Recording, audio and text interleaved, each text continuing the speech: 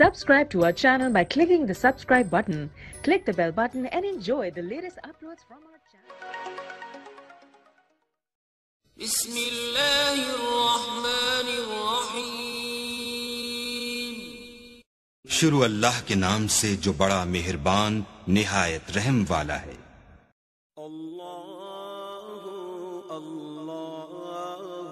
सूरह यासीन, जिसे कुरान मजीद का दिल कहा जाता है, अपने अंदर बेशुमार फजाइल और बरक़ात, फ़वाइद और समरात और बेपनाह मुनाफ़ा और हिकमतें समाये हुए।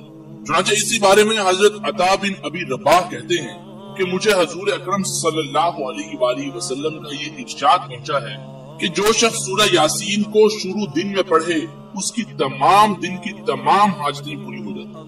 तो इसलिए कोशिश किया करें कि फजर की नमाज के बाद एक मरतबा सूरह यासीन जरूर पढ़ा करें। और एक और रिवायत में आता है कि हर चीज के लिए एक दिन हुआ करता है, और कुरान मजीद का दिन सूरह यासीन है। जो शख्स सूरह यासीन पढ़ता है, हक ताला शान उसके 10 कुरान मजीद का सवाब लिख देते हैं। और एक रिवायत में आता है कि हक ताला शान ने सूरह ताहा और सूरह यासीन को आसमान और जमीन के पैदा करने से 1000 साल पहले पढ़ा। जब फरिश्तों ने सुना तो कहने लगे कि खुशहाली है उस उम्मत के लिए जिन पर ये कुरान मजीद उतारा जाएगा, और खुशहाली है उन दिलों के लिए जो इसको उठाएंगे यानी याद करेंगे, और खुशहाली है उन जुबानों के लिए जो इसकी तिलावत करेंगे।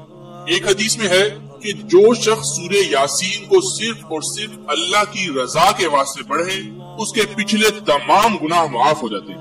बस इस सूरत को अपने मुर्दों पर पढ़ा करो, यानी अपने मुर्दों के लिए पढ़कर उनको इसारे सवाब पहुंचाए। तो एक रिवायत में आया है कि सूरह यासीन का नाम तौरात में मुनइमा है कि अपने पढ़ने वाले के लिए दुनिया और आखिरत की तमाम भलाइयों पर मुश्तमिल है, और इससे दुनिया और आखिरत की मुसीबतों को दूर करती है और आखिरत की होल को दूर करती है। इस सूरत का नाम राफिआ हाफिजा भी है, यानी मोमिनों के रुतबे बुलंद करने वाली और काफिरों को पस्त करने वाली। और एक रिवायत में है कि हजूर अकरम सल्लल्लाहु अलैहि वसल्लम इरशाद फरमाया कि मेरा दिल चाहता है कि सूरह यासीन मेरे हर उम्मती के दिल में हो। और एक रिवायत में है कि जिसने सूरह यासीन को हर रात में पढ़ा और फिर मर गया तो वो शहीद मरा। और एक रिवायत में है कि जो शख्स सूरह यासीन को पढ़ता है उसकी मग़फ़िरत कर दी जाती है, और जो भूख की हालत में पढ़ता है वो सैर हो जाता है, और जो रास्ता गुम हो जाने की वजह से पढ़ता है वो रास्ता पा लेता है, और जो जानवर के गुम हो जाने की वजह से पढ़े तो वो जानवर को पा लेता है।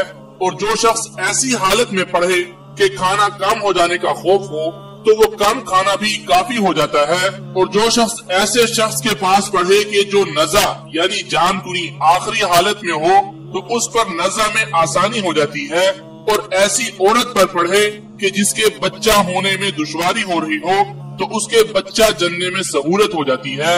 मुखर्रिर रहमतुल्लाह अलैह कहते हैं कि जब बादशाह या दुश्मन का खौफ हो और उसके लिए सूरह यासीन पढ़े तो वो खौफ खत्म हो जाता है। और एक रिवायत में आता है कि जिसने सूरह यासीन और सूरह सफ जुमा के दिन पढ़ी फिर अल्लाह से दुआ मांगी तो उसकी हर दुआ पूरी होती है। और हकीमुल उम्मत मौलाना अशरफ अली थानवी रहमतुल्लाह अलैह ने लिखा है कि जो शख्स सुबह को सूरह यासीन पढ़ ले उसको शाम तक कोई परेशानी लायक नहीं होगी, और जो शाम को पढ़ ले तो उसको सुबह तक कोई परेशानी लायक नहीं होगी। इस्लाम की शान दार-ए-लहाती तारीख में सूरह यासीन के खास और बरक़ात से मुताल्लिक बेशुमार आजमोदा और मुजर्रब वाक़यात मिलते हैं। उनमें से सिर्फ एक इंतहाई अजीब और गरीब वाक़या आपके सामने शेयर करता हूँ। बहुत ही कमाल का वाक़या है जिससे आपको मालूम हो सकता है कि सूरह यासीन अपने अंदर कितने फवाइद समाये हुए। चुनांचे साहिब फवाइदुल फवाद फरमाते हैं, एक मरतबा मशहूर बुजुर्ग आलिम इमाम नासिरुद्दीन बस्ती रहमतुल्लाह अलैह सख्त बीमार हो गए, और इस बीमारी में आपको सख्ता का मर्ज हो गया, यानी अपनी जगह से हिल नहीं सकते थे। आहिस्ता व कारिब ने आपको मुर्दा तसव्वुर करके दफन कर दिया। रात के वक्त जब आपको होश आया तो खुद को मदफून देखा, सख्त मुतहय्यर हुए, बड़े हैरान हुए। इस हैरत और परेशानी और इस्तराब की हालत में आपको याद आया कि जो शख्स परेशानी की हालत में 40 मरतबा सूरह यासीन पढ़ता है اللہ تعالیٰ اس کے اضطراب کو رفع کرتے ہیں، ختم کرتے ہیں اور اس کی تنگی کو فراخی سے بدل دیتے ہیں۔ تو آپ نے سورہ یاسین پڑھنی شروع کر دی۔ ابھی 39 مرتبہ پڑھ چکے تھے کہ ایک کفن چور نے کفن چرانے کی نیت سے آپ کی قبر کھودنا شروع کر دی۔ آپ نے اپنی فراست سے معلوم کر لیا کہ یہ کوئی کفن چور معلوم ہوتا ہے، اس لیے 40ویں مرتبہ آپ نے بہت دھیمی آواز سے اس طرح سورہ یاسین پڑھنا شروع کی کہ کوئی دوسرا شخص نہ سن سکے۔ ادھر آپ نے 40ویں مرتبہ سورہ یاسین ختم کی تو ادھر کفن چور بھی اپنا کام پورا کر چکا تھا۔ آپ فوراً قبر سے اٹھ کر باہر نکل آئے۔ کفن چور نے اس طرح اچانک غیر فطرتی طور پر جب آپ کو قبر سے باہر نکلتے دیکھا تو مارے ہیبت کے اس کا دل پھٹ گیا اور وہ وہیں پر جاں بحق ہو گیا۔ امام ناصر الدین کو خیال ہوا کہ اگر میں اس طرح فوراً شہر چلا گیا تو لوگوں کو سخت حیرت اور پریشانی اور ہیبت لاحق ہوگی، اس لیے آپ نے ارادہ کیا کہ رات کو ہی شہر میں جانا چاہیے۔ چنانچہ رات کے وقت آپ شہر میں داخل ہوئے اور ہر محلہ کے دروازے کے آگے جا کر پکارتے ہیں کہ میں ناصر الدین بستی ہوں، تم لوگوں نے مجھے سکتہ کی حالت میں دیکھ کر غلطی سے مردہ تصور کیا اور دفن کر دیا تھا، جبکہ میں مردہ نہیں بلکہ زندہ ہوں۔ مورخین نے لکھا ہے کہ اس واقعہ کے بعد آپ رحمت اللہ علیہ نے قرآن مجید کی ایک تفسیر بھی لکھی۔ اتنا بڑا واقعہ گزر جانے کے بعد ایک پوری تفسیر بھی لکھ چکے ہیں۔ بتانے کا مقصد صرف یہ ہے کہ سورہ یاسین ایک ایسی عظیم الشان سورت اور ایک ایسی نعمت بے بہا ہے کہ جس کی روزانہ تلاوت کرنے والا، جس کا ہمیشہ ورد رکھنے والا، جسے مشکلات اور مہمات میں پڑھنے والا کبھی نامراد اور پریشان نہیں رہ سکتا۔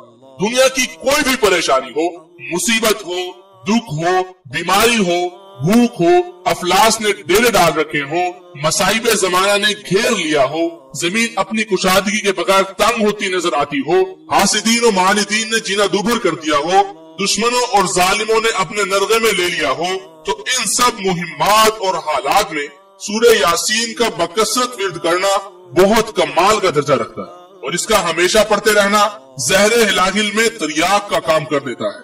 تو دیکھیے، آپ کے سامنے واقعہ بیان کرنے کا مقصد بھی یہی تھا کہ آپ کو اس واقعہ سے سورہ یاسین کی افادیت کا علم ہو سکے۔ سورہ یاسین جب آپ جتنے یقین اور اعتماد سے پڑھیں گے اتنی جلدی آپ کی پریشانی اور مصیبت ختم ہو جائے گی۔